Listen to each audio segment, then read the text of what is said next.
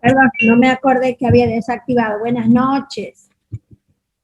Buenas noches, Hola, doctora. hola doctora, buenas noches. Buenas Buenas noches. noches. ¿Cómo está? ¿Viene usted? Muy ¿Cómo bien, anda? muy bien. Renegando con internet, no puedo dar la clase de obstetricia con este internet, pero bueno, tuve que reiniciar el módem, estaba muy lerdo. Ahora mejoró, no sé si por la hora o qué, pero mejoró. Así es que, por suerte con ustedes puedo dar la clase. Bueno, vamos a empezar, así hacemos una hora justita para que también ustedes puedan hacer lo que necesiten hacer. Vamos a empezar entonces con anatomía genital, ¿sí? Bien, ¿me están escuchando? Sí, Sí, doctora. se escucha bien. Excelente, excelente. Bueno, vamos a empezar entonces con la anatomía genital femenina. Y ya hemos visto en múltiples oportunidades en obstetricia, y si no lo han visto conmigo, ya lo vamos a ver nuevamente cuando hagamos obstetricia. Vemos que, digamos que el aparato genital femenino está contenido en la pelvis femenina, que el esqueleto de la pelvis femenina está formado por el sacro, el coxis y los huesos coxales, que se fusionan para formar la sínfisis pubiana. Este espacio se denomina cavidad pélvica, limitado por estos huesos, en donde se van a encontrar distribuidos los órganos del aparato genital femenino. La pelvis femenina posee un dispositivo esquelético integrado por los huesos que ya mencionamos, que forman un anillo inextensible donde se van a alojar los genitales externos y acompañados por los órganos urinarios, por el aparato urinario y con el aparato digestivo de la mujer, en íntima relación con los órganos genitales femeninos. La pelvis femenina es un cilindro con dos aberturas, una superior en contacto con la cavidad abdominal y una inferior en relación con la vagina, la uretra y el recto. Y esta pelvis femenina se divide en una pelvis ósea, que es la que ya a grandes rasgos hemos descrito, y una pelvis blanda o músculo esquelético. Entrando más específicamente en los órganos del aparato genital femenino, decimos que estos se dividen en órganos externos e internos. Y acá tenemos digamos una generalidad, pues vamos a ver a cada uno más profundamente, por supuesto, más detalladamente.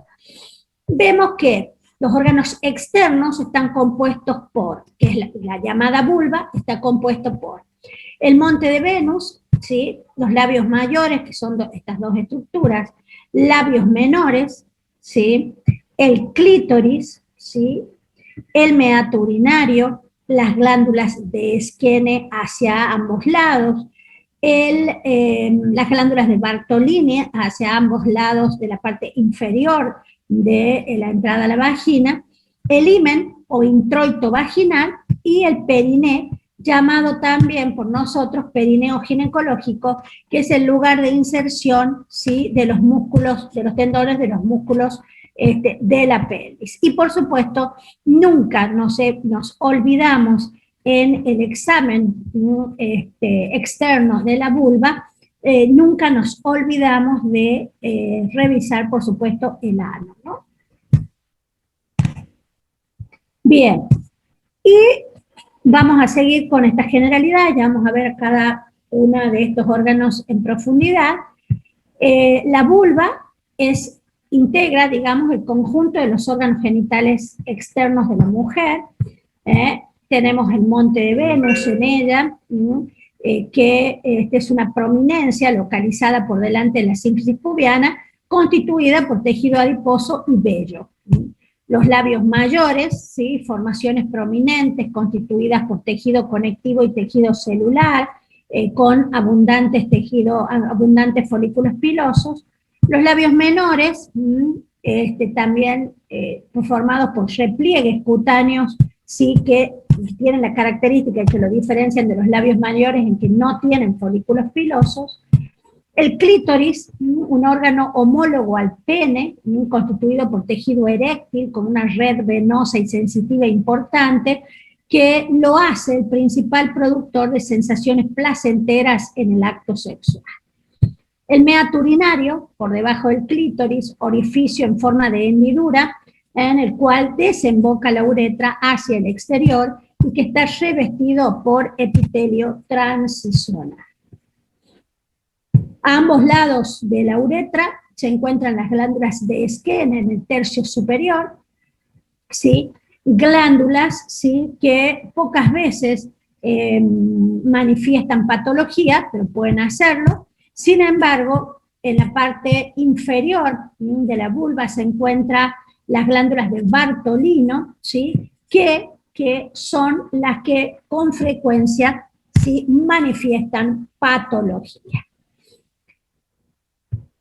Y ahora vamos a realizar un análisis detallado de cada órgano en particular y comenzamos con los labios mayores. Los labios mayores que ya vimos, ¿sí?, son dos repliegues cutáneos alargados, simétricos, de aproximadamente 8 centímetros de longitud y de 2 a 3 centímetros de ancho. Por sus extremidades anteriores se une y forma la comisura anterior, que se continúa con el monte de Venus. Y por las partes posteriores, ¿sí?, la comisura posterior u horquilla. Volvemos a la imagen. Entonces, acá estaría conformada por los extremos inferiores, ¿sí?, por la horquilla. Y en las partes inferiores se une y se continúan con el monte de Venus. Presentan dos caras, estos órganos, ¿sí?, una externa y una interna. La cara externa está separada del muslo por el pliegue genitocrural, ¿sí?, y la interna con el labio menor. Y volvemos a verla, ¿sí? La cara externa entonces está separada, ¿sí?, del muslo por el pliegue genitocrural, que es este que señalo, ¿sí?, y la cara interna está en relación directa con el labio menor. ¿Se entiende? Sí. Perfecto. Bien. Son múltiples, ¿sí?, los folículos pilosos y las glándulas sebáceas y sudoríparas que tienen estos órganos, y están formados en su interior por fibras musculares lisas y abundante tejido adiposo, que por supuesto en la edad reproductiva tienen esta forma, digamos, conformación importante de tejido adiposo, y en la menopausia vemos que este tejido adiposo disminuye y vamos a ver un poco hipotrofiados estos labios mayores. De hecho, los labios mayores en la edad reproductiva protegen la entrada a la vagina, no así cuando la mujer entra en menopausia, este introito vaginal, digamos, los labios mayores estar hipotrofiados, es como que dejan ver la entrada a la vagina. Más si la mujer ha tenido varios partos vaginales, con más razón esta entrada a la vagina, este introito vaginal, es mucho más visible que en la edad reproductiva, cuando los labios mayores, ¿sí?, se juntan en la línea media, logrando cubrir el introito vaginal. Los labios menores. Los labios menores también son dos repliegues cutáneos ubicados por dentro de los labios mayores. Tienen también caras interna y externa, que son rosadas, lisas, húmedas, y tienen la característica de que no poseen folículos pilosos, pero sí tienen numerosas glándulas sebáceas. Se componen de tejido conjuntivo y no tienen también están carentes de tejido adiposo. Las dos extremidades anteriores de los labios menores, al unirse, circunscriben al clítoris formando el capuchón del mismo. Acá los vemos, se ve, forman el capuchón del clítoris, que es esto central. Ven aquí adelante, se unen y forman el capuchón del clítoris. Muy bien. Bien, seguimos.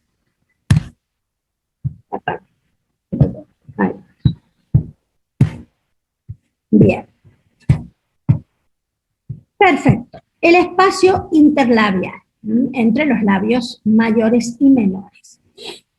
Entonces, aquí vamos a encontrar entre los labios mayores y menores el vestíbulo, el meato uretral, el introito, el himen en la mujer virgen y restos del mismo en la mujer deflorada, o que, mejor dicho, que es muy romántico deflorado, pero en realidad en la mujer que ha tenido ya relaciones sexuales, ¿verdad? Las glándulas de Skene a ambos lados de la uretra, las glándulas de Bartolino a ambos lados de la horquilla, y por supuesto el clítoris. Y vamos a describir a cada uno en detalle. El vestíbulo, nunca lo llamamos así, pero anatómicamente es lo que corresponde, es una superficie triangular limitada por los labios menores a los lados. En el vértice se encuentra el clítoris y en la base la parte anterior del introito vaginal y la uretra. Es decir, si nosotros nos remitimos a la imagen, el vestíbulo sería este sector. Este sector. ¿Sí? Esto sería el vestíbulo. Perfecto.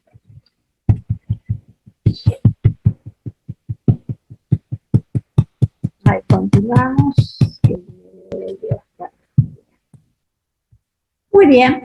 El meato uretral, que está en el vestíbulo, ¿no? Y es un orificio redondeado, que también puede ser estrellado, puede tener forma de hendidura, que está situado en la línea media, aproximadamente 2 centímetros por debajo del clítoris, y que por supuesto a través de él se exterioriza la orina. Es decir, es parte del tejido del aparato urinario. El himen se inserta en el límite vulvovaginal y se presenta como una membrana, generalmente una membrana que si existe, está perforada y que es el orificio himeneal. Y ya les muestro. ¿Ven? Entonces, estos serían los restos, los vestigios de la membrana himeneal, la base sería, y en una mujer virgen estaría, ¿sí? Digamos, indemne la membrana, por supuesto siempre perforada, para poder, ¿sí? Exteriorizarse a través de ella los fluidos que producidos en el aparato genital de la mujer. Bien. Bien. Los orificios glandulares del vestíbulo se refieren a las glándulas, ¿no? A las glándulas de Skene y las de Bartolino. Dijimos que a los costados o a los lados del meato uretral se pueden observar dos orificios que no se ven siempre, ¿eh? No se ven siempre, porque son muy pequeños estos orificios, así es que no se ven siempre, ¿sí? Que serían la desembocadura, corresponderían a la desembocadura de los conductos excretores de las glándulas parauretrales de Skene. Y en la zona posterolateral, ¿sí? A ambos lados de la horquilla, encontramos a las glándulas al orificio de las glándulas de Bartolino, ¿sí? Que, como les dije, son las glándulas que producen más patología. Estas son de forma ovoidea, de 10 a 15 milímetros de largo por 8 a 10 milímetros de ancho. Tienen una cara interna relacionada con la vagina y una cara externa relacionada con el músculo bulbocavernoso. Y estas glándulas, yo siempre digo que han sido creadas por nuestro creador mal, por el hecho de que son muy finas, sirven para lubricar, ¿sí?, la vagina en el coito, ¿no es cierto?, las relaciones sexuales, y por ahí se tapa con secreción, y eso ocasiona que la glándula, ¿sí?, tenga, digamos, acumule, digamos, la secreción, acumule secreción, que luego se infecta por anaerobios y por gérmenes generalmente o con frecuencia de transmisión sexual y pueda generar lo que llamamos la bartolinitis. Esta bartolinitis, cuando es a repetición, cuando es recurrente, debe ser, digamos, tiene que ser pasible de tratamiento quirúrgico, que bueno, es siempre un problema, es muy frecuente, siempre hay en la guardia externa de nuestro servicio y por supuesto también es una consulta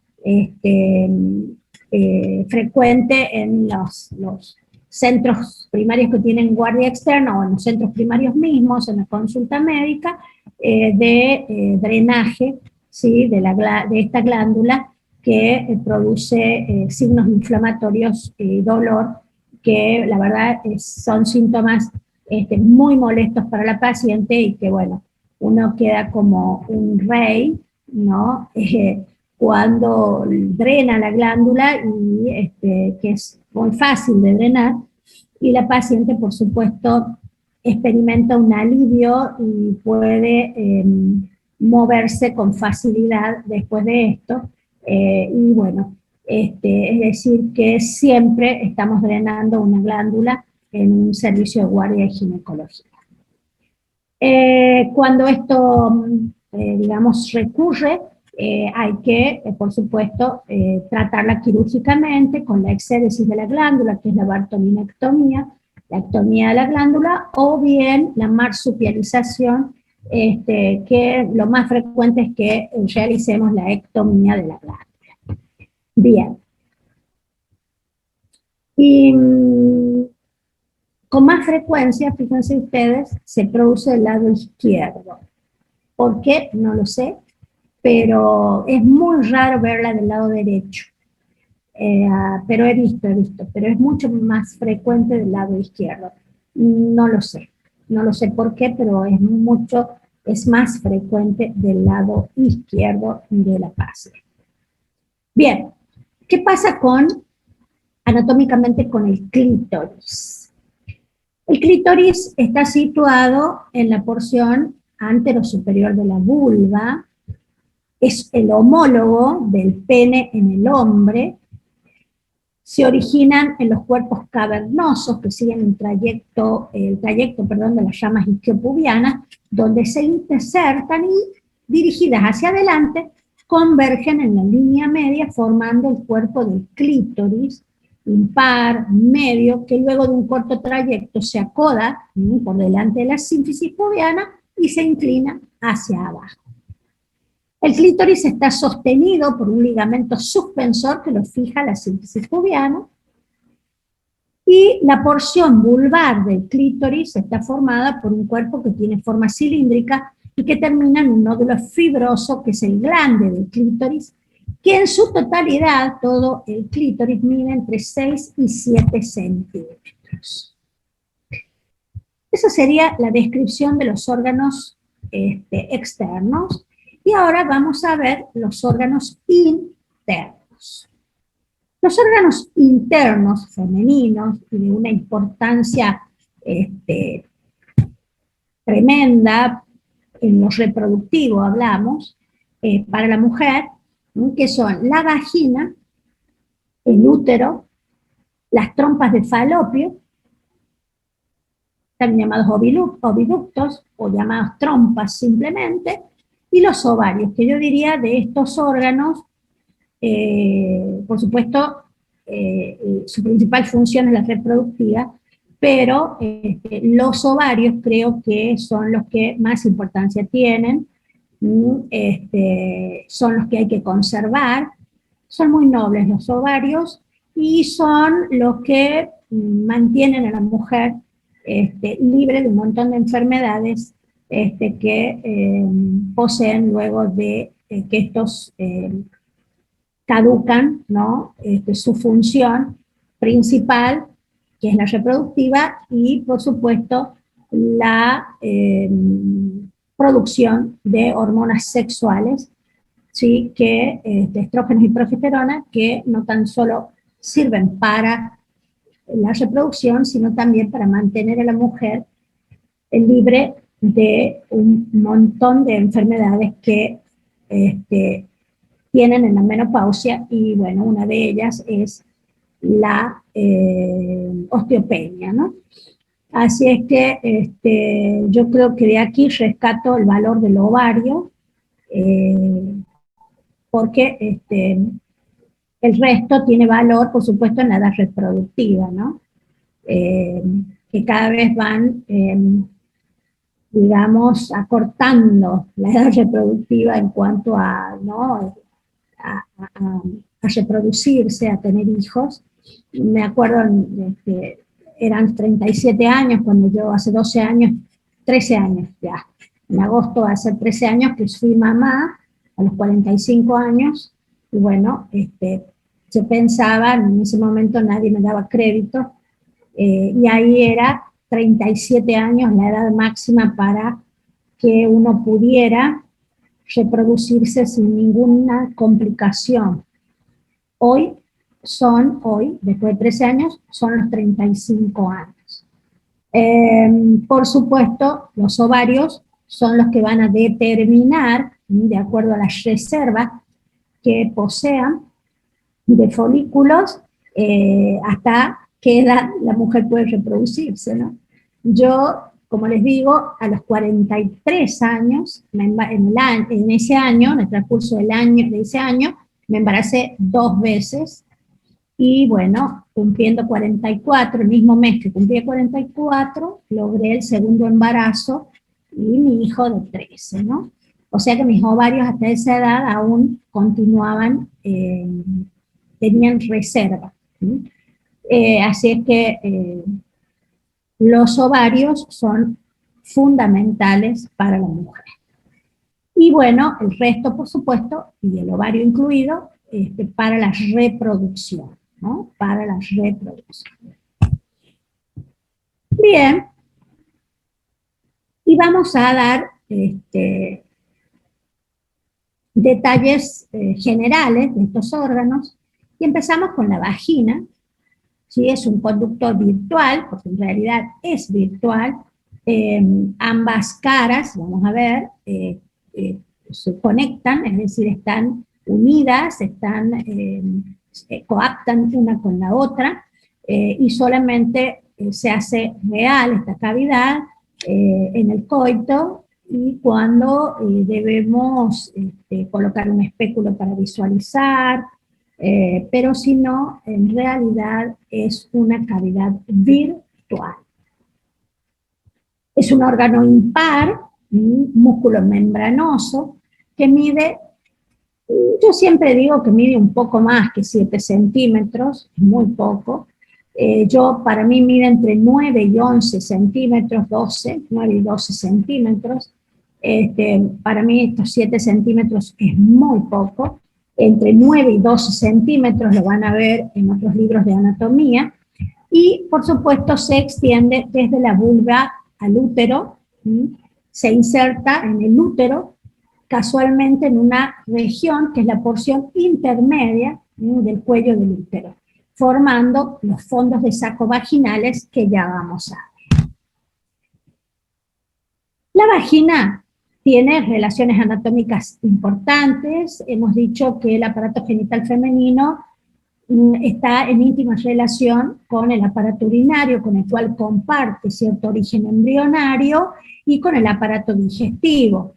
Entonces, fíjense ustedes, la vagina anteriormente se conecta con, no se conecta, pero se relaciona en realidad, esa es la palabra correcta, con la vejiga, posteriormente con el recto y el fondo de saco posterior de Douglas, que lo vamos a ver acá. Esta sería la cavidad, este es el cuello, y esta sería la cavidad vaginal, que por supuesto es virtual, ¿verdad? Bien, aquí tenemos a la vejiga, ¿ven? Bien, anterior, y acá, posteriormente, tenemos al recto, por supuesto siempre separados por el tejido, o por el, sí, bien digo, el tejido pelvis subperitoneal, ¿no? Que rellena, que es toda esta grasita que vemos que rellena entre los órganos, que es muy importante, que está llena de vasos, nervios y linfáticos, que nadie se atreve a meterse directamente ahí, literal, porque, como les digo, están ven que íntimamente relacionados estos órganos. Fíjense, incluso el útero, ya lo vamos a ver cuando lo describamos, su cara anterior, ¿sí? Es como que está el útero recostado sobre la cara posterior de la vejiga, ¿ven? ¿Ven? La cara anterior del útero está relacionada con la vejiga, con la cara posterior de la vejiga, a través del fondo del saco vesico-uterino, ¿no? Y acá tenemos, ¿sí?, el fondo de saco posterior o de Douglas, ¿eh? Entre el cuello y la vagina, ahí tenemos al fondo del saco de Douglas, y por supuesto detrás de él está el recto, también relacionado con la vagina. Por eso, a la hora de tener que suturar la vagina, es un problema, porque que es un tubo, ¿no? Un tubo, así se aprecia cuando está con el espéculo, y bueno, hay que tener cuidado porque, como les digo, la cara anterior se relaciona con la vejiga y con la uretra. Ya vamos a ver cuáles son las relaciones, qué porciones y con qué se relacionan de la vejiga, y la posterior con el recto, ¿no? Así que hay que tener mucho cuidado. Y está sostenida por los ligamentos de McEnroe a los costados, que es como una mariposa, así que salen a los costados del cuello uterino, y por el músculo elevador del ano, que forma parte de la pelvis. ¿Cuáles serían las funciones, que ya hemos hablado un poco, del aparato genital interno de la mujer? Y bueno, sería conducto excretorio del útero, la vagina, para la menstruación y las secreciones, ya lo dijimos. Por eso es que también el introito vaginal debe ser permeable. La vagina, entonces, es un órgano de copulación, dijimos, se hace real esta cavidad virtual con el coito. Es un conducto del parto, esa es la función, una función importantísima, conducto del parto, por ahí pasa un feto, normalmente de entre 3 kilos y 4 kilos, 4.000 gramos, 3.000 y 4.000 gramos, un término medio de 3.500 gramos aproximadamente, y protege a los órganos internos contra las infecciones a través de un medio ambiente único, un ecosistema único, con un pH, fíjense ustedes, bajo, entre 4,5 y 5. Este pH vaginal mantiene latentes las infecciones producidas por los gérmenes que allí viven, y que ya vamos a lo largo de esta cursada. Bien, ¿cómo está irrigada la vagina? Por la arteria vaginal, está vascularizada por el plexo vaginal, y está inervada por el plexo hipogástrico y el nervio pudendo interno. Más en detalle, vamos a decir que la vagina es un órgano impar, hueco, elástico, ¿sí? Si no, no podría pasar por allí un feto de entre 3 y 4 kilos, ¿verdad? Y a veces más de 4 kilos, ¿no? Está aplanado en sentido anteroposterior, ya lo dijimos, de cavidad virtual, que tiene dos caras, una cara anterior y una cara posterior, y lo que no habíamos dicho es que tenía dos bordes laterales. Mide entre 7 a 12 centímetros, podríamos decir, y mide aproximadamente 2 a 3 centímetros de ancho. En su parte superior se inserta alrededor del cuello, precisamente en la porción intermedia, formando los fondos de saco vaginales, un anterior, un posterior y dos laterales. Su extremo distal, ¿sí?, se abre en la vulva mediante el introito vaginal, que en la mujer virgen está cubierto por el himen, por supuesto siempre perforado, que también ya vamos a ver cuando veamos himen imperforado. La superficie de ambas caras vaginales presentan pliegues transversales, y eso es así en la edad reproductiva. ¿Sí? En la menopausia vemos que por la atrofia debida a a la carencia de estrógenos, por la senectud de los ovarios, la vagina se vuelve literalmente un tubo liso, que de hecho cuando tenemos que, en una posmenopausia, una posmenopáusica en realidad, después de un año del cese total de las menstruaciones, uno tiene que examinar a una paciente y coloca un espéculo, podemos llegar a producir, ¿no?, abrasiones y debido a la gran atrofia. El mismo espéculo, al abrir sus dos valvas, produce lesiones en estas vaginas totalmente carentes de trofismo, porque les falta el trofismo que producen las hormonas sexuales y de entre ellos los estrógenos. Bien, la superficie de ambas caras vaginales entonces tienen pliegues transversales, sobre todo en la edad reproductiva. Y un comentario: en las pacientes con índice de masa corporal elevado, uno ve cuando quieren colocar un espéculo y quiere observar el cuello uterino por alguna razón, vemos que estos pliegues interfieren en la visualización directa, macroscópica del cuello, porque se introducen entre las valvas y no permiten la visualización. Es problemático. Bien, el trayecto vaginal, ¿sí?, la vagina tiene un trayecto oblicuo, eso es importante saberlo, ya que desciende desde atrás y arriba hacia adelante y abajo. Eso es importante saber a la hora del parto, bien, vaginal, por supuesto. La pared anterior de la vagina se relaciona en sus 2/3 inferiores con la uretra y en su tercio superior con el trígono vesical, por supuesto, de la vejiga, quiere decir vesical. La cara posterior se relaciona en su parte superior con el fondo de saco de Douglas y en su porción inferior con el núcleo fibromuscular del perineo, es decir, con el perineo ginecológico. Y eso también es importante que lo sepan en el parto, porque cuando la cabeza fetal en posición de vértice, que le vamos a ver cuando el mentón contacta con el esternón del feto, por supuesto, llega a esa porción y es la que se distiende a la hora del desprendimiento de la cabeza fetal, que ya vamos a ver cuando veamos obstetricia. Los bordes, dijimos que tenía 2 bordes laterales, se relacionan con los músculos de la pelvis.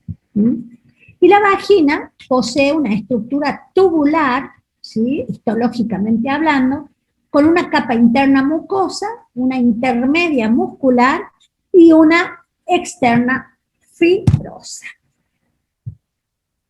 La mucosa vaginal está compuesta por epitelio estratificado no queratinizado que asienta sobre un corion de tejido conectivo denso. El epitelio vaginal está en constante descamación de sus células superficiales, que son reemplazadas por la proliferación de células basales que van madurando a medida que progresan en el espesor del epitelio hasta constituir células planas en la superficie. En el epitelio vaginal se reconocen desde la profundidad a la superficie los siguientes estratos. El estrato basal, ya lo vamos a ver, con células cuboides o cilíndricas de citoplasma basófilo que asientan sobre la membrana basal. El estrato parabasal, con 2 o 3 capas de células vesiculosas de citoplasma más abundante. La capa intermedia de células redondeadas o poligonales con citoplasma claro, vacuolado, núcleos redondos y vesiculosos. Y la capa o el estrato superficial con células planas de núcleos picnóticos. Las células de los estratos intermedio y superficial contienen abundante glucógeno en su citoplasma. Bien, y acá la vemos. Células basales, parabasales, las células intermedias y las células superficiales. Perfecto. Y la capa media de la vagina está constituida por fibras musculares lisas que están sistematizadas en una capa interna circular y una externa de disposición longitudinal.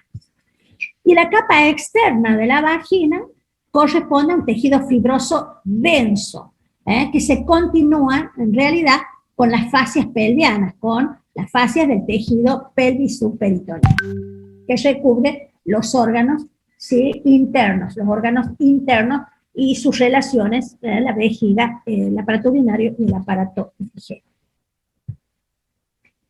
Bien, el útero. Detalles, en realidad generalidades del útero. Este es un órgano piriforme, esa es la forma original que tiene la forma de una pera, achatada en sentido antero-posterior, si uno la ve, impar, hueco, es hueco, que mide aproximadamente, yo diría, entre 7 y 10 centímetros en realidad. Hay más pequeños, por supuesto, úteros hipoplásicos. He visto uno chiquitito que me sorprendió tanto, era la primera vez que veía, ya hace unos años. Pequeñito, parecía de libro, la verdad, chiquitito. Pero lo normal es que midan aproximadamente entre 7 y 8 centímetros, así. En realidad hasta 10 centímetros, contando también la porción intravaginal del cuello completo, puede llegar a medir 10 centímetros de diámetro longitudinal, ¿no? Tiene también un diámetro anteroposterior. Está situado en la parte profunda de la pelvis, generalmente centrado en la pelvis menor. Se encuentra generalmente en anteverso flexión, ya lo dijimos. La cara, ya la vamos a ver en detalle, la cara anterior del útero se apoya sobre la cara posterior de la vejiga, de la cual está separada por el fondo del saco vesicuterino. Y, por supuesto, el útero sirve de receptáculo al óvulo después de la fecundación en su mayor función, que es la reproductiva, capaz de llevar, ¿no?, una gestación durante 9 meses. Presenta 3 partes anatómicas, es decir, se divide en 3 partes, el cuerpo, o parte superior del útero, el istmo y el cervix, o parte inferior. Acá lo vemos. El istmo lo divide en una parte superior o cuerpo y una parte inferior o cuello. Está compuesto internamente por 3 capas, una capa externa, que es el perimetrio, nosotros la llamamos serosa, que es esa moradita fina allí. Luego el miometrio, que es esta capa gruesa, capa muscular, que ya vamos a ver que sus fibras no tienen un solo sentido, sino que vamos a ver cómo están dispuestas, lo que hace un enrejado perfecto de fibras que lo hacen resistente y por supuesto también puede, ¿no es cierto?, distenderse hasta llegar a medir entre 32 y 35 centímetros de diámetro longitudinal, que es lo normal al término, pero pueden llegar a medir más incluso. Y la capa interna, que es esta rojita aquí, finita, que es el endometrio, que, bueno, tiene, por supuesto, también una función fundamental, ya vamos a verla en detalle, ¿sí? En un rato. Bien. Entonces, histológicamente está compuesta por un perimetrio, que cubre todo el cuerpo uterino, sería esta la serosa, un miometrio, que sería la capa muscular, la más resistente, y que dijimos que no está formada, no tiene fibras musculares dispuestas de una sola manera, sino que están dispuestas en forma, en capas circulares, en capas longitudinales y también en capas arciformes, y eso le da una contextura resistente y gruesa. Llega a medir 3 centímetros al final de la gestación esta pared uterina, así es que, y para proteger, por supuesto, el producto de la concepción, ¿no? Y el endometrio, que es esta capita, ¿sí? Interna, es la capa que reviste la cavidad uterina y es la que se ve, digamos, modificada por efecto hormonal, de las hormonas sexuales femeninas que accionan sobre él y que, bueno, vamos a ver que tiene una capa, que es una capa funcional, este endometrio, que es el que se desprende cada periodo, ¿no? De 28 días, más o menos 7 días, 5 a 7 días, en lo que llamamos menstruación. Y que por supuesto también en la etapa reproductiva, ¿no? El istmo es la zona que se adelgaza y forma una pequeña depresión entre el cuerpo uterino y el cuello, es como la bisagra, ¿no? De este órgano. Y el cervix tiene una forma cilíndrica, mide aproximadamente entre 3 y 5 centímetros, posee un orificio interno que lo comunica con la cavidad endometrial y un orificio externo que lo comunica con la cavidad vaginal, y ya lo vamos a ver más en detalle, y tiene una inserción vaginal, ¿sí? Que se realiza acá en la capa intermedia, ¿sí? En la porción intermedia del cuello, ¿sí? Dividiendo por arriba una porción supravaginal y por debajo la porción intravaginal. El útero tiene ligamentos que lo mantienen central en la pelvis, que son los ligamentos transversos, que son los cardinales o de McEnroe, que salen hacia ambos lados del cuello uterino y que tienen una importancia a la hora de estadificar el cáncer de cuello de útero muy importante. Se afectan casi inmediatamente cuando el cáncer ya es invasor, ¿no? Y los ligamentos uterosacros, ¿sí?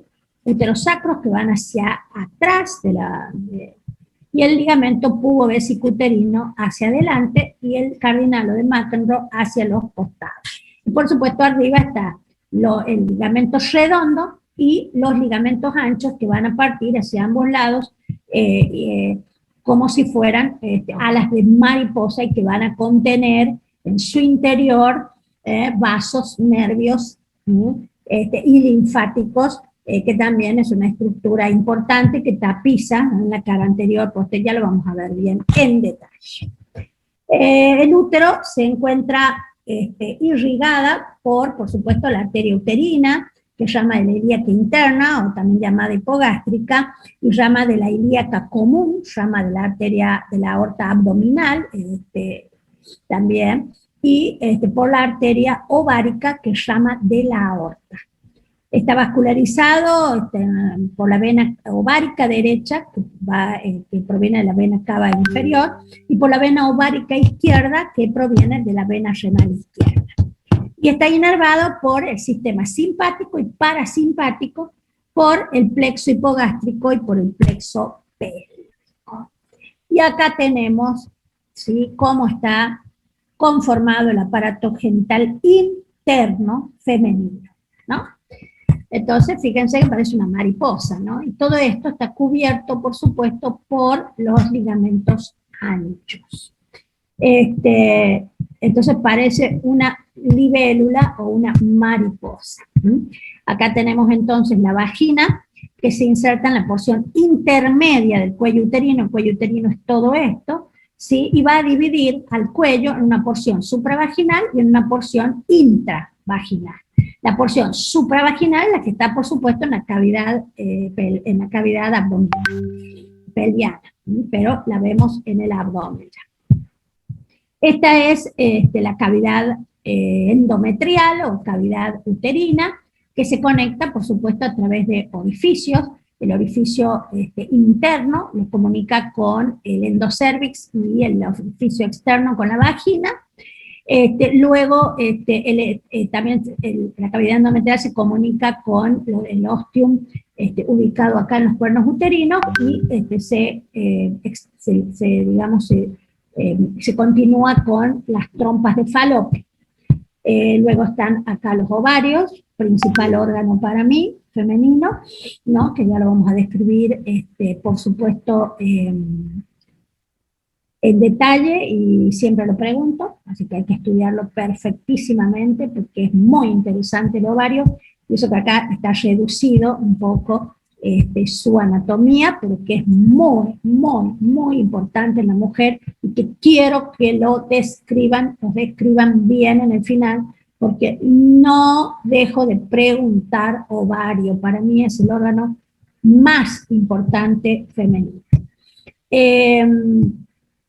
Y bueno, acá fíjense ustedes, aquí tenemos ligamentos de McEnroe, fíjense, importantes para sostener a este órgano. Y bueno, listo. Muy bien, vamos a continuar el día miércoles, ¿les parece? Bueno, doctora, ¿a qué hora? ¿Cómo? Muy bien, doctora, ¿a qué hora sería? ¿A qué hora el miércoles? 21 horas. Siempre 21 horas. ¿Está bien? Sí. ¿Sus clases serían lunes, miércoles y viernes? No, lunes, miércoles y jueves. Ah, bien, doctora, gracias. Chao. Vayan estudiando, por favor. Chao. Hasta luego, gracias. Chao, profe. Gracias. Buenas noches. Buenas noches.